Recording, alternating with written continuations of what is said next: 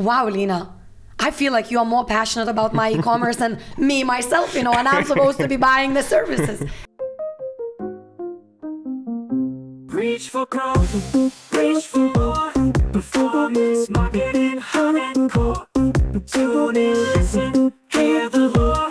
Reach for growth. Hello and welcome to another episode of Reach for Growth. Today I have a very special guest on my podcast, Lena. Welcome aboard. Hello, thank you. Lena, I'm super excited to have you here. We had a very long discussion before having this episode started. And first, for the audience, can you tell them your story with e-commerce? The story is actually very long, so we can spend a whole hour just discussing the story. But let's just start from that had a digital business at age of 13. Wow, 13. Built websites from 13 to 18. Also launched the very annoying ads, on the websites when we used to have the banners at the age of 16. So imagine, I will build you a website, then I will go to the next brand and say, do you want to advertise on the other website while I build you a website? So on and so forth. So what's now called web development at that point was more Lena hustling and getting every single brand from beauty salons to retailers online. Then at 18, went to study in Liverpool. There was the first university globally that actually had e-business as a degree. Until then, it was, so now you know my age, but until then it was all college degrees. Past 3 years of uni, absolutely loved it. And the reason today I'm sitting in Dubai and probably having quite a successful career in e-commerce is to do two reasons. Unbelievably cool parents and who invested in me in development at age of 13, and the lecturers I met at Liverpool who actually were the people that were already in the digital ecosystem despite the digital ecosystem was just starting. Past that, 3 years at uni, went into Deloitte London, consulting, part of the retail practice, and had an opportunity to work with the biggest brands globally. Well, they were at that time were going on what's called multi-channel. They were just all looking to launch their digital channel. We did not have Magentos, we did not have Salesforces, we did not have any tech. It was, that time was IBM WebSphere, it was Oracle ATG, Hybris was still not under SAP, so long time back, and had an opportunity to launch brands like John Lewis, Selfridges, Harrods, Zara's, H&M's, you name it. So a lot of everything from grocery to fast fashion, luxury, beauty, and so on and so forth. Fast forward, quite a successful career in Deloitte London. By the way, absolutely still love the company, still love the brand. And to be honest, never wanted to be an entrepreneur, never had that drive. The dream was to become the partner in what's now one of the biggest digital consulting houses. Now they have a name, Deloitte Digital. Deloitte. At that point, we were just kind of starting and spin the name after.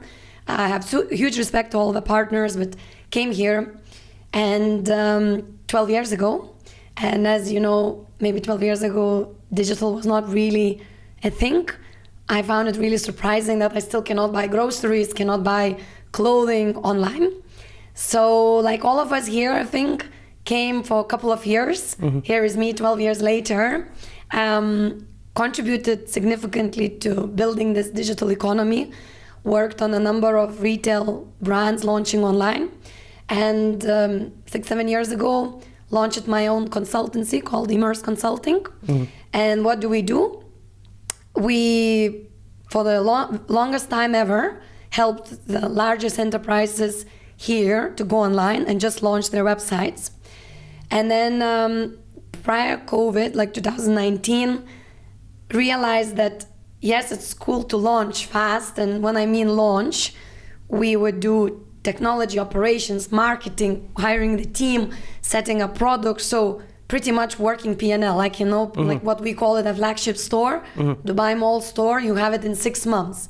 So despite I'm having a consultancy, it's not really a consultancy because it's more like I come with experience and I just say, we're gonna start like that. So let's start making 10 dirhams a day and then build the dream of green wish list, yellow wish list, and so on and so forth. First of all, let's start making money and start learning what consumers want or maybe don't want.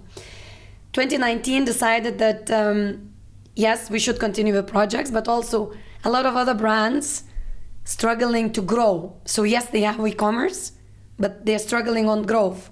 So launched the second services called, you could call it fractional chief digital officer, where the team I sell the hours, and you might not have a project, but you have a vision, either expanding to Saudi or across Middle East, maybe launching new services, maybe trying new product range, or maybe just having a dream of becoming profitable online. So I would do, let's say, retainers, and my job would be like chief digital officer, where everyone reports on the digital side into me, and instead of paying for hefty fees for very expensive chief digital officer, the brands can benefit on a 4, 6, 8 hours consultancy. And then that's that. On the side, there are a lot of other ventures. I invest in e-commerce startups, where they come and say, I cannot afford your consultancy, but the product is always great. So when I see that the product is great and with my team and my skill set, we can scale, I would take you free of charge, for sweat equity. And pretty much 12 months, I guarantee you that we can bootstrap it to the point where we're either breaking even, profitable, or at least bankable. So, and that's the promise. Yeah. Of course, I don't take everyone, like sometimes I have people coming with a product that is a copycat already on Amazon. So what can I do with that? But there are some really cool brands that I'm sure sometimes you see me sharing on LinkedIn and all, that that really made it. And being in the background, I think helped those founders to avoid a lot of mistakes because they benefited from the experience. But what's more important is that they kind of had my leadership, let's say, on another side, where sometimes when you're a founder, you just want to talk to someone who has done it before. Yeah. And it's so hard to find sometimes. So yeah, multiple things. I have a book which just talks about winning in platform economy, and we can have a complete different podcast about how Temu, Trendyol and all coming to these regions. And yeah, contribute a lot to just educating this region, I guess, on what's happening in e-commerce, how to succeed in e-commerce. So quite a few broad things, in the terms of career.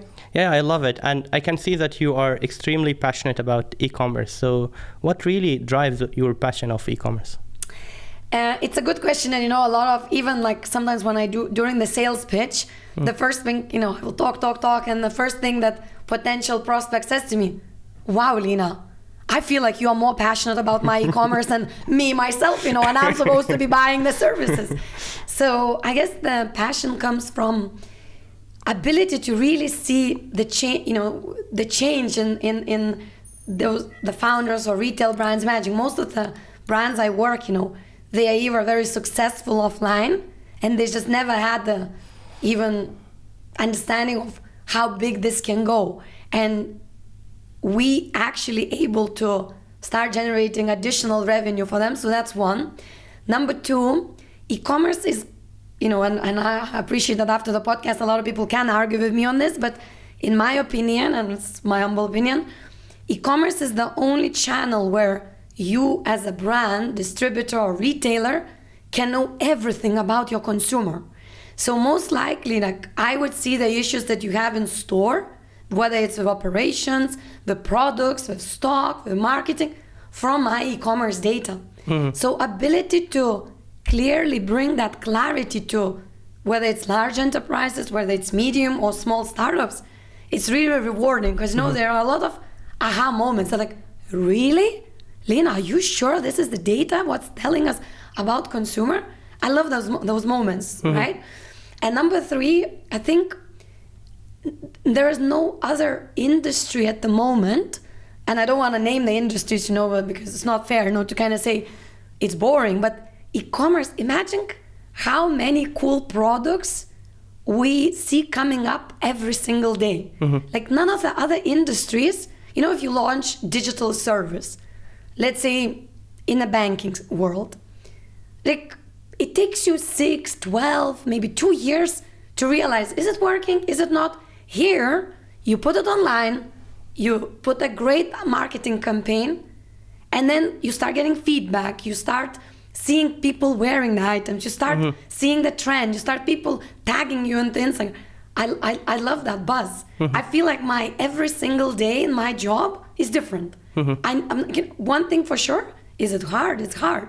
Is it boring? No way. No way. It's super, super exciting and absolutely with a lot of challenges. So I don't want to just paint a rosy picture. Yeah. But as a career, as a job, I never go to bed and think, oh my God, I hate my job. I don't want to wake up. Like, if anything, I go over thinking, wow, how much we achieved and what I have to do tomorrow. So it's super interesting industry. Actually, you have a very good insight regarding like, you know what drives you. It's the excitement. You will hate it if it's boring. You will hate it if Correct. it is status quo, which is basically you are driven by the uncertainty of e-commerce. Yes, which actually that's a great summary. which actually why people hate e-commerce for it is like the level of uncertainty. That's what excites you. I guess this is amazing. So now I want to ask you, as you mentioned earlier, like you are well connected with a lot of e-commerce and founders. If I asked you, like, what are the top mistakes that you see e-commerce does here in the region? Okay, the biggest mistake, like, and we will, I can write you a whole list of top 10. Yes. But let's say from the biggest, if I would say 9 mistakes is 50%, the first mistake is another 50, okay? Wow. The first mistake, you want to be a founder, do not expect that third parties will make miracles. Third parties here are to execute. What does that mean? Yes, no one understands digital marketing. I also don't, right? I don't. It changes every. I don't know what Meta launched today, because whatever they had it yesterday, today is different. Okay. Sure. So the reality is that you as a founder cannot have an excuse. Well, I'm not technical. I'm hiring the top agency. I don't want to go on Instagram as a founder. That does not work. If you don't want to be on top of every single thing and expect by paying triple, 4 times, 5 times, the third parties will make you the next Jeff Bezos, it's not gonna happen. Like, it's just not. So what does that mean? You have to be curious, right? Yes, you might be paying the agency. So if they are talking something and you don't understand, demand another 20 calls a day. Demand it. If you don't understand, record the call. Go after the call and Google every single term they mentioned. The excuse of, well, I don't understand, it's not my field, I'm hiring the top agency, it's absolute the top reason for disasters. Because remember, no one, even me, with 18, 19 years, whatever, in e-commerce experience, and a lot of successful exits, or fundraising, and successful launches of e-commerce, including even me. I don't care about your brand as much as you should do. So if you should care about your brand, you should put the effort in learning absolutely everything. I say about tech. So marketing is one world, tech. If you don't understand, just go on Shopify. Just go on it. Is this the best? No, it's not the best. But you know what, my friend? You have to learn to upload the image yourself. You have to understand how important is changing the banner on the website or the app in order for you to go for the Ferraris of these big tech providers. If you don't understand how to send a WhatsApp message with a fancy-pantsy CRM system, well, you know what? Draft the message yourself from your inbox and send to all these customers from your personal WhatsApp. Then you will understand what's important and what's not important. Then you will be able to steer the agency's correct direction. These guys are not to blame that your brand is failing. These guys are there to execute. They have loads of clients. They have junior people. So you need to use them as additional pair of hands so you don't strangle yourself, let's say, with a cash flow issues, hiring issues, and all of this. They're not there to make you the next Jeff Bezos. You are there as a founder. So that's like, and you probably can hear it, wow, this is such a strong statement. But that's what makes or breaks the brand. The founder's curiosity, the founder's ability to admit they don't know, and the founder's ability to ask questions. Any founder that just sits and expects to fire agencies, to blame the agencies, to blame tech vendors, to blame, team that they hire, you can continuously change. I've seen it. Remember, one thing you cannot get back is time. So if you as a founder don't put your absolute 100% in saving that time, and yes, sometimes you will have to teach those guys because they have never done it before, right? Maybe I have never launched some organic cream before. So how can I expect to sell vegetarian food if I'm not vegetarian? Like, how can I expect to sell shampoo for curly hair if I don't have curly hair, right? So what I can tell you is that the agencies, they're trying their best, but they're not there to replace you. So that's number one. Okay, I have a follow-up question in here. So is this unique to only startup e-commerce or just any e-commerce? I would say any e-commerce. And the bigger you get, the more challenging that is. Because imagine then, as a startup, you cannot afford agencies, okay? So you tend to work with more freelancers, contractors, and even if these guys are not the best, you are like, well, I'm paying kind of low amount, so let me help them. You know what I mean? As a startup, you kind of like start.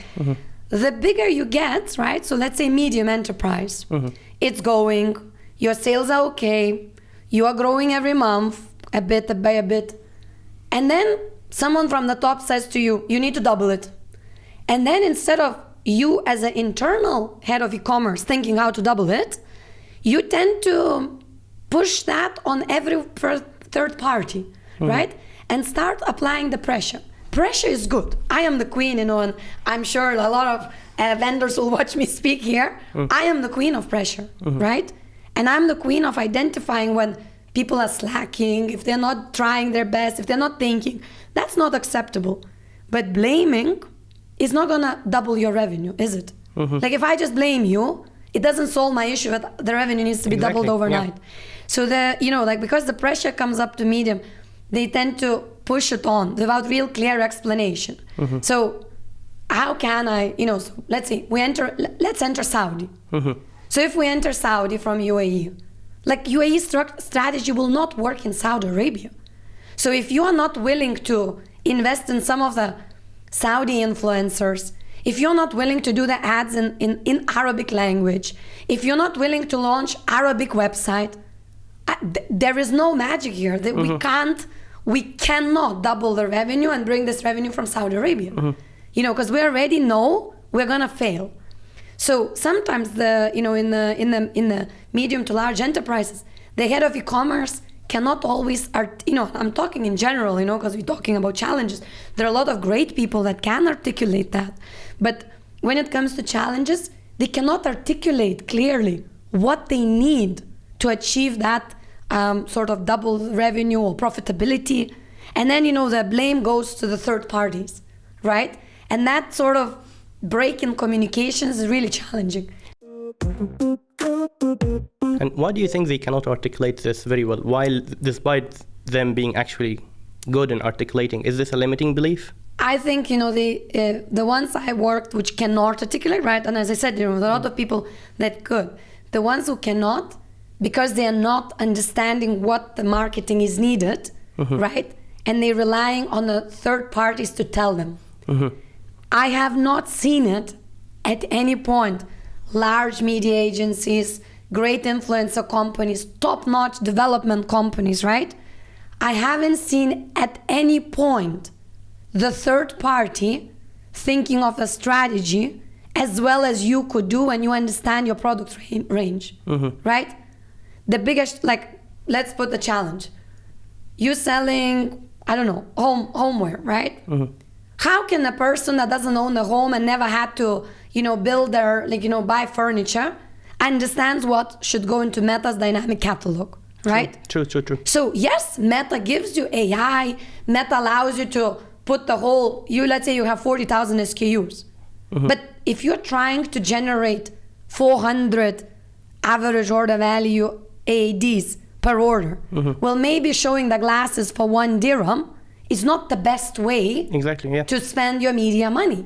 So if you as an internal employee don't think of these challenges and don't dig deeper into the data, and I know that data is a really cliche sort of word, but if you don't understand and you expect that the third parties will come and volunteeringly offer you the strategy, it's not going to happen. Because these third parties, A, not trained to do this, and B, they care, but they don't care as much as you. Yeah, they will never care as much as the one leading the business. Exactly. Yeah. So I think it's a lack of knowledge, and lack of knowledge of admitting to the top that you don't have that knowledge. But what I say, never stop learning, never. If you have lack of knowledge in the current DNA, the bigger brand you are, the bigger agencies you work with.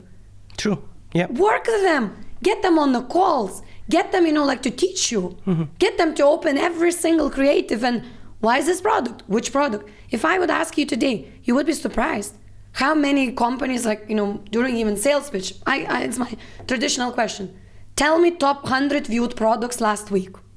They don't know. So how do you not know? Tell me top 100 add to cart products last week. Okay?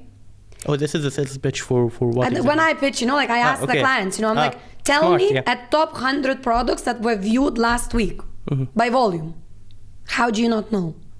Tell me top 100 that were added to cart. They don't know. So if they don't know, and we're only caring about sales, we will never fix the funnel. Yeah, there is a gap. There is a big gap. Yeah. Okay, and this is the biggest mistake that, as you said, that is the biggest mistake that I see in this region, okay? Because we expect the third parties to make us money, to get us to profitability, and to fix every single technical mistake or marketing mistake that we might have at a strategy level altogether, okay? Number one. Do you want me to continue or we switch to positive stories? No, I want to actually go deeper in here because it aligns with actually one of your posts that I have seen on LinkedIn when you talk about that actually leadership is not about titles. A lot of people have titles here in the industry, but doesn't mean they're actually leaders. So how this aligned with this point? I would say, and maybe I'll tell you, I think first of all, leader has to acknowledge what they are and what they're not. And maybe I will use myself as an example. Okay. So do I love my team and care about their well-being? Yes. Is it important for me to pay for their yogas? No. And I very openly, when I hire employees, I very openly express that in my organization, you can have complete flexibility. You want to work at 2 a.m., please be my guest. The one thing I will teach you is how to do a schedule emails on Google Mail, okay? Be my guest. You want to take, million holidays? Please do. Please do. I would never question you, but the work has to be done. And I know it sounds like really cliche and all of that, but I hire, my team would never be annoyed me messaging them on the weekend, would never be annoyed, at me messaging at midnight, because they know that during the day I consult on average 10-hour days, consulting, on calls, back to back. Wow. And,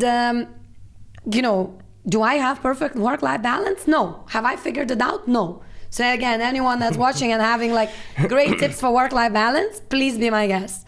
Do I love what I do? Absolutely I do. Okay? So I feel like I create myself this work-life balance, and just to add it, I have 2 kids, and a husband, so it's not, and I exercise every morning. So it really is, you do it all? I think it's about priorities. So in the, leaders, when I say about leaders, it's not about the title, but who you are as a person. I very openly discuss with my team, what's important for me. I also, tell my employees, listen, when you want a better job, bigger brand, maybe my brand is small, bigger brand, I should be the first person you come and speak.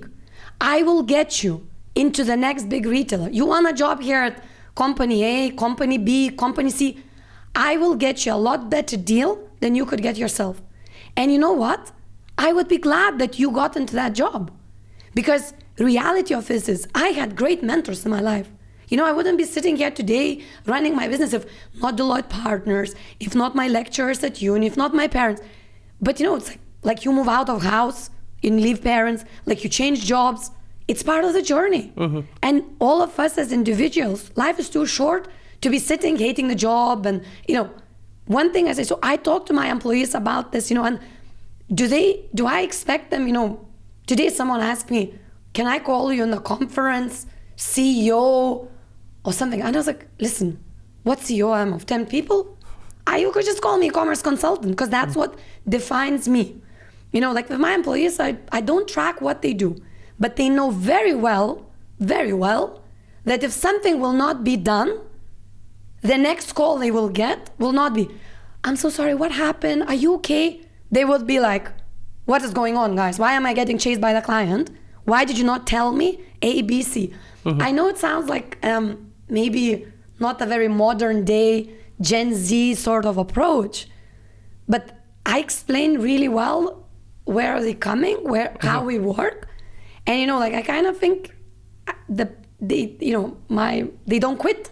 So and for me I tell them that for me, I get really stressed when I am not aware of something, and I end up already from 1 to 100, and I'm at 100 where the client is annoyed, mm-hmm. the sales are down, and no one before told me. Mm-hmm. Do you know what I mean? Yeah. So when they know that, I try to put the process. They know that this will happen, and I tell them you don't want to see me shaking, because I get really, as a person, annoyed of that. And I acknowledge that, so I communicate very clearly mm-hmm. to avoid this, and that's what I think it's one of the leadership things. Second, when I say about titles and all, I feel sometimes we struggling to work in a multicultural system here, okay? So I give example. Let's say you work in the UK. I'm Lithuanian. It doesn't matter what Lithuanian culture is. When I work in the United Kingdom, okay, follow the culture. I follow the way British people write emails, the way they open doors, the way they say thank you and please. I become British, right, in my work environment. When you come to the UAE, there is no one sort of culture of work, the way we do. The people that I would recruit, let's say from Ukraine, work very different than French, very different than Germans, very different than Turkish, very different than Pakistani, very different than Filipinos. Very different. Mm-hmm. So you would be surprised, but I actually have an onboarding deck based where are they coming from. Mm-hmm. When I tell to my friends in, let's say, Europe, mm-hmm. they're like, Lena, how different can it be? And I say the first difference is that the job environment they come from. Certain cultures here come from very hierarchical job environment where they expect the manager to approve everything. Mm-hmm. Now this is not my style. So when I saw, I was like, I found it really weird, and I was like, how is this guy not thinking? Why is he not doing, or girl, right? Certain cultures here promise everything because they don't like the conflict with the client. And I'm like, why did you promise this to the client when you know this is gonna cost, let's say $10,000? Mm-hmm. And the employee would be like, oh no, Lena, but I just didn't want to lose the project. I'm like, but who said we will lose the project? Because in their previous jobs, this was always that's what would happen, mm-hmm. So they are trying to impress. The third, let's say, field that I learned is that some of us are quite aggressive, whether it's a sales pitch, whether it's explaining. And I'm like, why are you raising the voice on something that is so simple? And like, Lena, I explained this for the 5th time. And I understand, but they still don't get it, right? So I actually have very different onboarding decks. And I talk about it up front, very, very clearly. Mm-hmm. And my employees, based from their past experience, right? they have very different KPIs, and I pair them up with very different tasks for them to start liking the job first. And when they start getting what I'm about, they start, maybe acting similar to me. They start getting, dragging me into maybe, I always say it, my employees have the best job because they deal with very sexy projects, very cool things that I do. And I just go on a 10-hour challenging calls. Yeah, so if I ask you, I really like what you mentioned regarding when you go to the UK, you become British. How can you describe the UAE culture when it comes to working that can actually work, the culture that actually bring results? Okay, I think the first, my best advice to anyone, even when people move and it's, my first thing, I think expectation of the job based on the job description that they read, whether it's on LinkedIn, whether it's even if you're in the country, the LinkedIn job description does not always represent the actual job, okay? Because LinkedIn description most of the time is what we would like you to do, okay? But you might come into the job and to realize that, yes, we want to make a lot of money in Saudi Arabia, but we don't even have a Saudi website yet, right? So your job might have to be that, you need to launch the website, which might mean that it's not something you aspire to do, want to do, and you thought you will just be running the website, okay? So my first always advice is that when you come into this job, in this region, you have to be super, super open-minded. And I know, again, it's a cliche term, but nowhere else, and I work with a lot of, let's say, European clients, US clients. I have clients in, my company actually consults globally. And I have clients in Germany, France, UK, US, and even Australia. Okay, that's why maybe it's a bit crazy working hours. But nowhere else, apart from the Middle East, so Saudi similar, I would encourage employees to be more open-minded than here. In, let's say, European countries, you don't have to go and solve IT issues, okay? Because IT director would really what are you doing here? Right? They would really they would be like, why are you thinking, that it will be perceived as you're trying to show off, okay? While here, you need to acknowledge that maybe the IT director has so many other projects to launch new POS, new CRM, new loyalty scheme, ERP is not working, so on and so forth. That maybe your Saudi website as a baby is not really their top priority. So if you go and demand, it's not gonna go anywhere, nowhere. So I always say, culture here is that when you go in, you are not there to complain. Stop complaining, okay? I can spend the day complaining about every single thing I do here. Don't complain. Try to think how your previous experience helps you solve the issues, okay? So what does that mean? Okay, you cannot launch Saudi website for the next year. Open Shopify there, okay? Open WooCommerce. Is that gonna be easy? No. Can you do it on Upwork with some contractor? Yes. Is it gonna be right? Hell, absolutely. Absolutely. But you as a person will be able to be 5% better tomorrow than you are today, okay? So when you're open-minded, it's the same. So same with tech. Same with product not available. Okay, well, have you met the merchant? Have you met, let's say, the commercial team? Do you understand that maybe in Dubai Mall, they also don't have this product?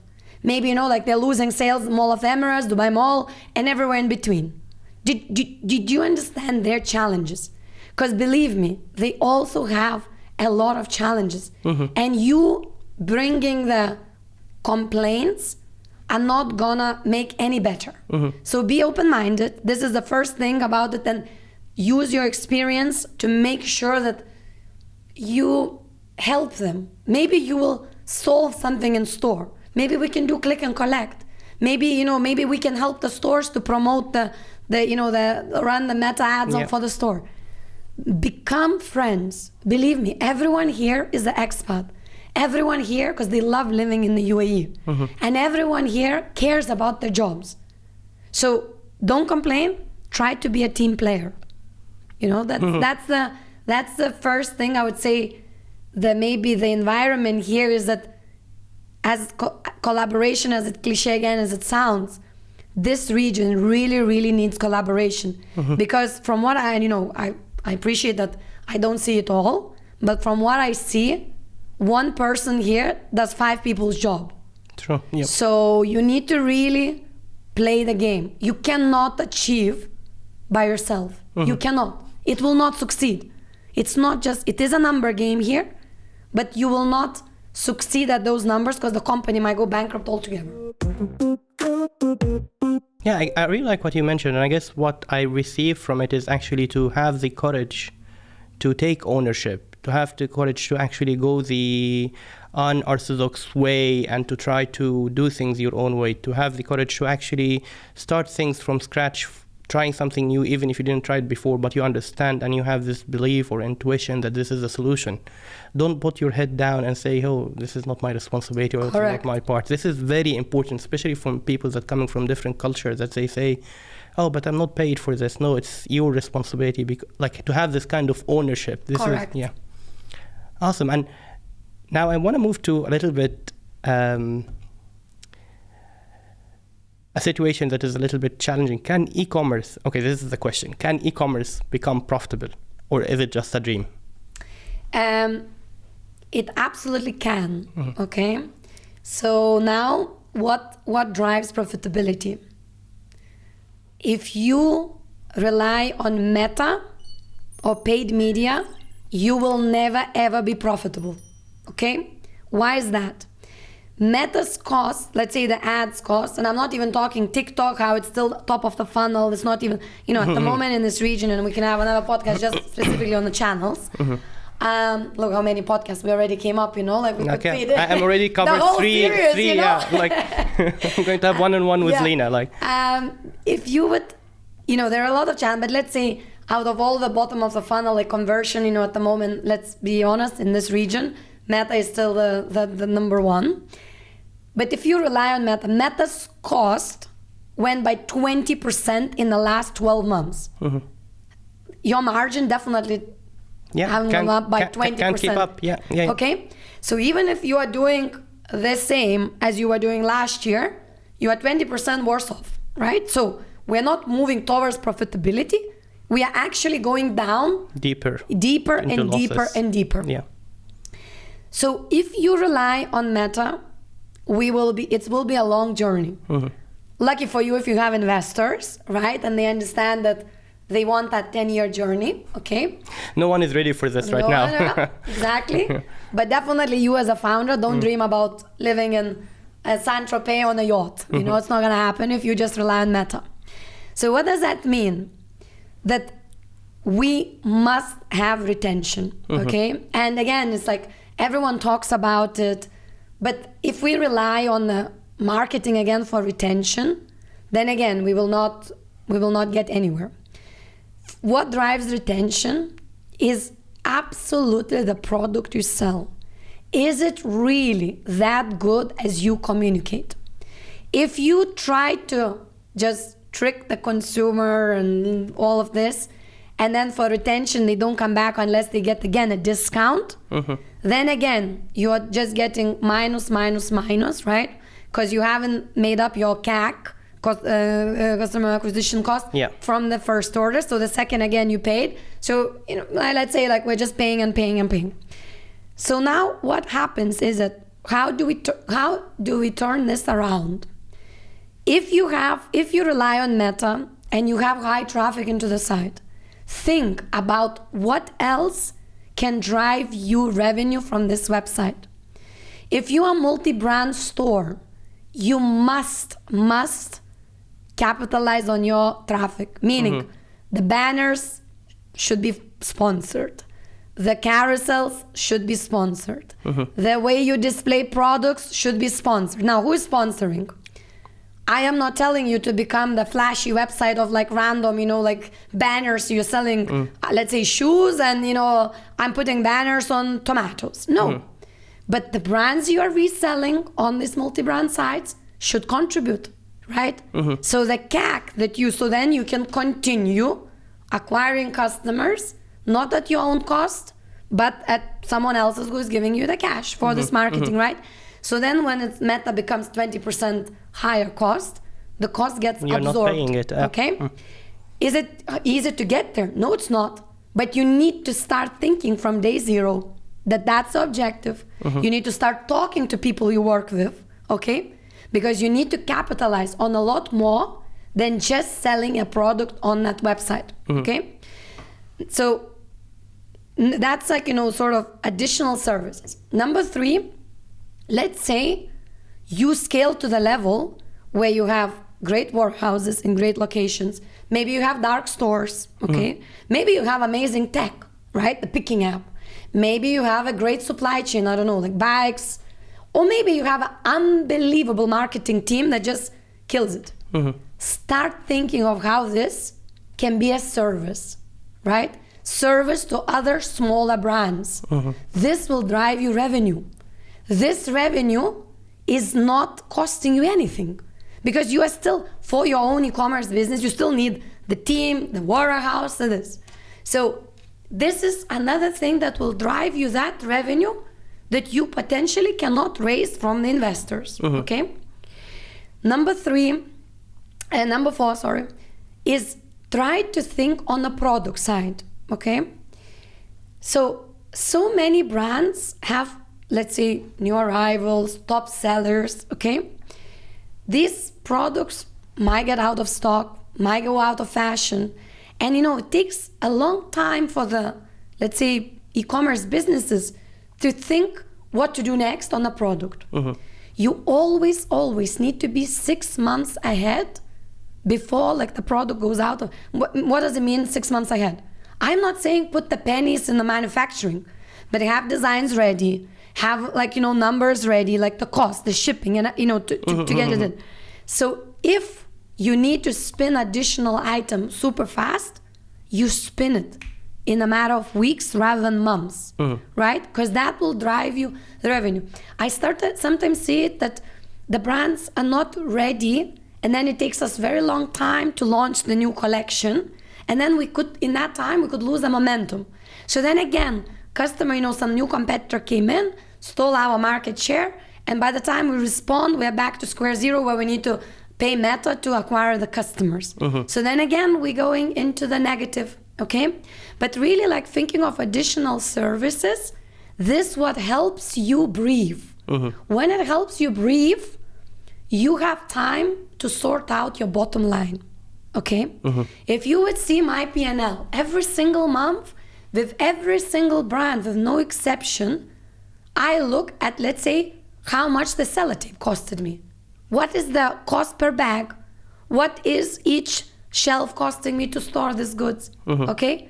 Not just, okay, I made, I lost. Do you see what I'm saying? Yeah. So it's very, very important to dig deeper into those numbers and to kind of like not just rely on Meta, as to summarize, launch, capitalize your traffic into the site. So banners, paid products, sort of like take experimental, like online only products that could give you potentially, and then launch services that if you can, for the bigger brands, they can already rely on the physical assets that they have or the tech teams. They can spin it become a supplier to the smaller brands, and that will generate them revenue.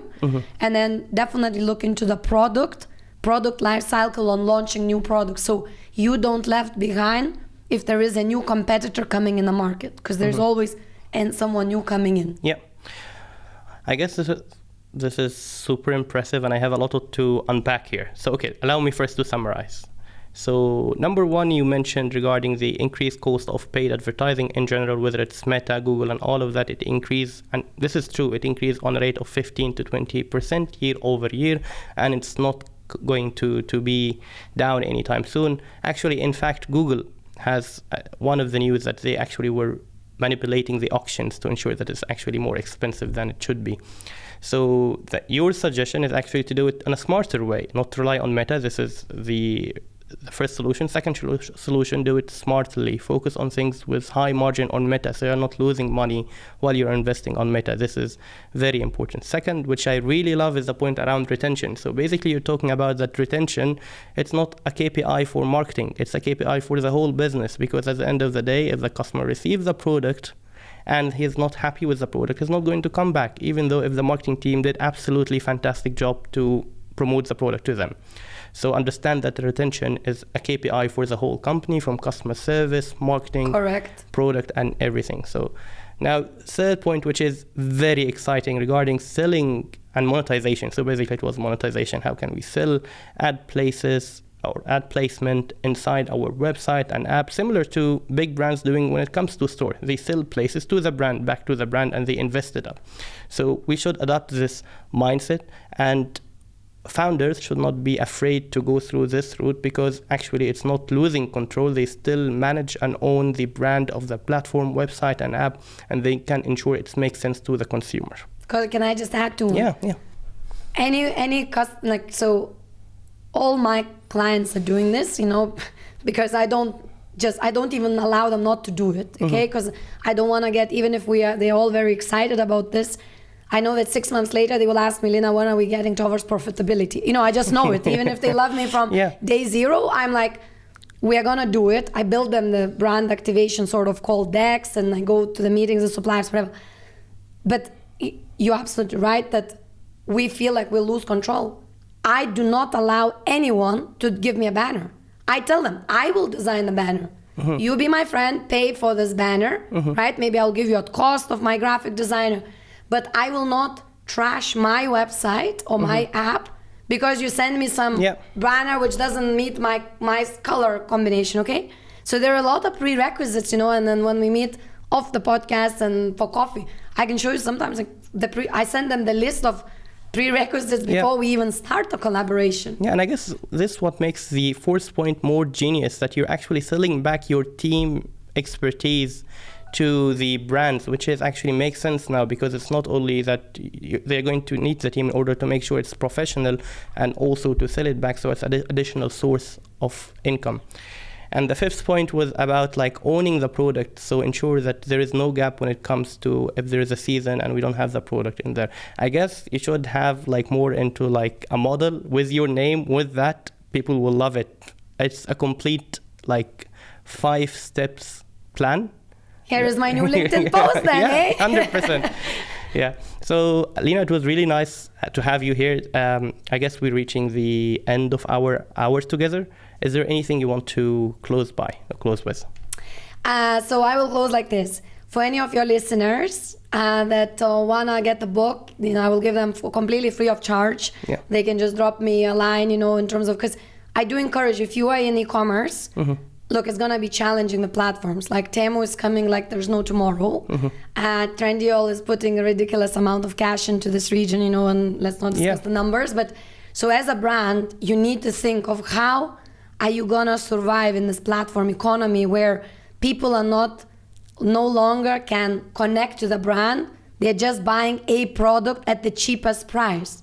So to survive as a brand, as an e-commerce owner, even in an online, omni-channel brand, you should think what distinguishes you. And then I think that book is a must read. And I'm not saying whether you like or you hate the book. It's the only book that talks about this region and this region specifically. And I compare it in the book, in addition to this region, I compare how other global marketplaces are going. So it's an interesting, I really do encourage you to read it, especially if you're an e-commerce professional. Second thing, if you're not connected with me on LinkedIn, as you mentioned, definitely do, and if you have news, what's happening in retail e-commerce, please share with me. Lina always first with news. Think anything will happen in your company, Lina will know it first before you. So definitely send it, I'm happy. And then, hey, it's an event season. I will be in a lot of events, speaking in a lot of conferences. So don't be afraid, come and grab me. I know that sometimes I sound scary because of the husky voice, but I'm really not. And maybe a bit strong leader, but not scary at all. So come and grab me, say hello, tell me that you heard me on the podcast, and challenge me on anything I said today. 100%. I'm going to attach the link of your book, if you don't mind, on the video, and your LinkedIn profile, so people can reach out to you in a more easier way. Okay, Lina, thank you. It was really fun having you here, and definitely we're going to have much more sessions coming together. Thank you. Thank you so much. Thank you. Nice meeting you. Reach for more, performance, marketing, hardcore. Tune in, listen.